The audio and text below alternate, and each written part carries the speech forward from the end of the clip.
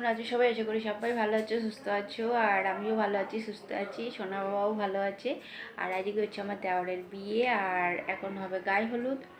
আর দেখো আমি আজকে এরকমই শাড়ি পরেছি, আর অত সাজার সময় নেই। আর ছোট বাচ্চা থাকলে জানো তো মানে যেটাই পরছি ও এমনিও কানের টানের পরলে, হার পরলে ও টানাটানি করে আর টানছেও। তো যাই হোক, তো আজকে বিয়ে মানে এখন গায়ে হলুদ হবে, আর রাতে তো যাব সবাই বরযাত্রী। আর আমি যাব কি না বলতে পারছি না। তো চলো গায়ে হলুদের ভিডিওটা দেখতে থাকো।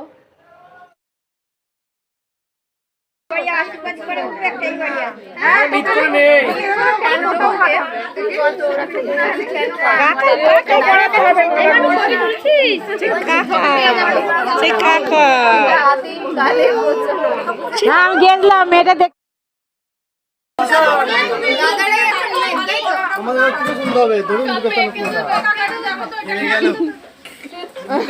বুকের সামনে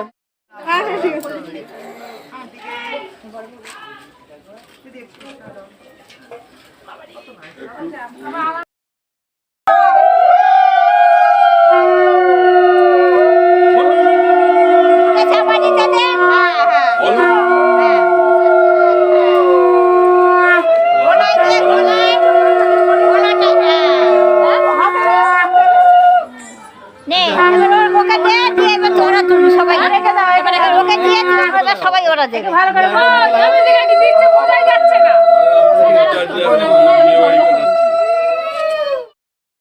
তো এখন আমরা সকালে টিফিন খাচ্ছি মুড়ি আর তরকারি, আর তারপরে ওকে পুকুরে চান করাতে নিয়ে যাওয়া হবে।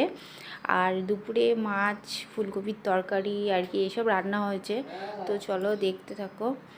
আর দুপুরের খাবার ভিডিওটা তোমাদের সাথে শেয়ার করলাম না, কারণ আবার রাতে বরযাত্রী যাব। হ্যালো বন্ধুরা, আমরা এখন যাচ্ছি হচ্ছে বিয়ে বাড়ি। তো আমরা সব সাজুগুজু করে রেডি হয়ে গেছি, আর আমরা এখন বেরোবো। এখন কটা বাজে গো? 8টা বাজে। তো বড়ি এখনো রেডি হয়নি, আমরা তো রেডি হয়ে বসে আছি, গাড়ি চলে এসছে। তো আমরা যাব। আর আমাদের বাবু দেখো, ও মাকে ছাড়া কাউকে চেনে না।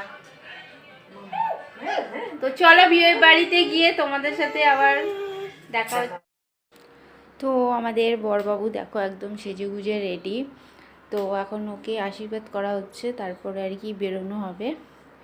তো ওর জন্য আরও অনেকটা দেরি হয়ে গেল, এখন কিন্তু 8:30 বেজে গেছে। তো চলো বিয়ে বাড়িতে যাওয়া যাক।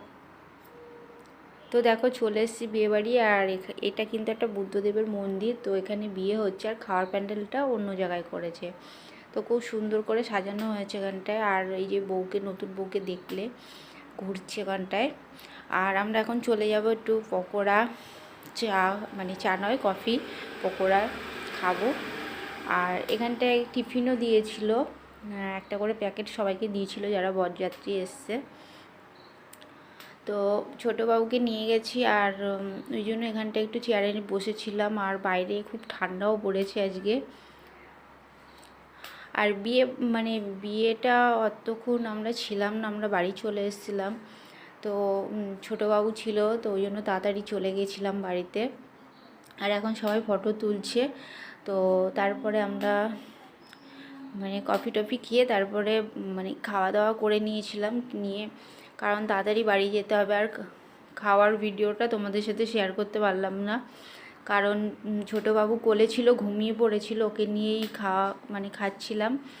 তো ওই জন্য আর কি খাওয়ার ভিডিওটা আর করতে পারিনি, কারণ এক হাতে ও শুয়েছিল আর এক হাতে আমি খাচ্ছিলাম, খুব কষ্ট হচ্ছিল।